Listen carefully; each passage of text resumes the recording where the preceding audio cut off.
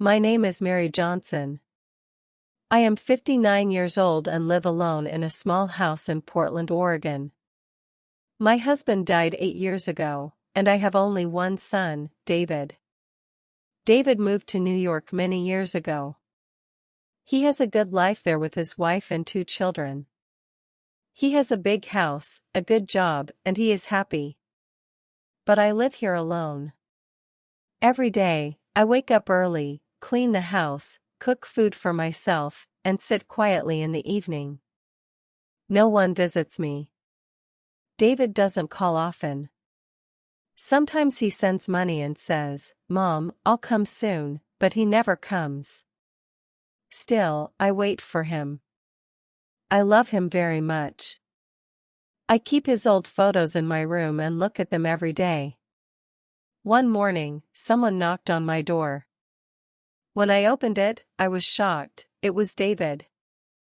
I couldn't believe it. "David, you really came?" I said. He smiled, and I hugged him with tears in my eyes. We sat and talked. I made tea for him. He told me his family was fine and said, "Mom, I want to take you to New York. You live here alone. It's not safe. You will be happy there." I was silent. "This is my home," I said softly. "I was born here, got married here, and your father lived here." But David said, "Mom, this house is too old. You will have your own room in New York. The kids will love you. Please come with me." I thought for a long time and finally said, "Yes." We sold my house. David took all the money and said it would help with my new life in New York. I packed my bag, and we went to the airport together. I was sad but also happy. I thought I would finally live with my son again. At the airport, David said, "Mom, wait here.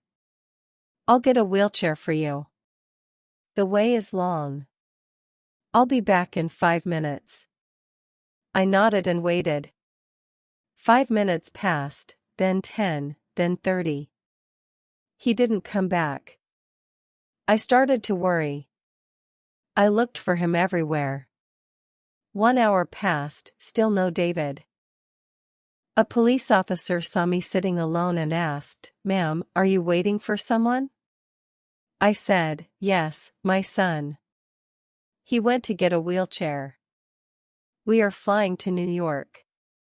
He asked for David's photo and my ticket, then said, "Please wait here. I'll check." After some time, he came back. His face was serious. He said softly, "Ma'am, I'm sorry. Your son has already boarded the flight. He went alone." I froze. "No, that can't be true," I whispered. "My son loves me." The officer said quietly, "I saw it myself. He went alone."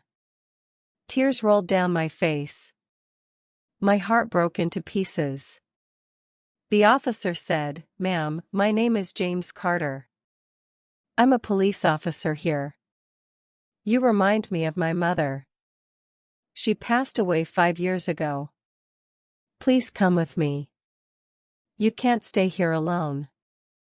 My wife will take care of you." I said, "I don't want to trouble you." He smiled and said, "It's not trouble, it's love." He called his wife Laura, and she said, "Yes, please bring her home." That night, I stayed with them. They treated me with love and care, just like family. Laura cooked for me. James took me to the doctor and bought my medicine. Their house became my new home. A few days later, James got a phone call. He looked sad but said nothing. Later, I found out that the plane David took had crashed. There were no survivors. James didn't tell me then because he knew I still loved my son deeply. Now I live with James and Laura. They treat me like their own mother, and I treat them like my children. I pray every day for David's soul and for all mothers who feel lonely. One day, James asked, "Do you ever miss your old house?" I smiled and said, "I lost my house, but I found a new home, and a son who truly cares." Sometimes, family is not about blood, it's about love. Red Heart.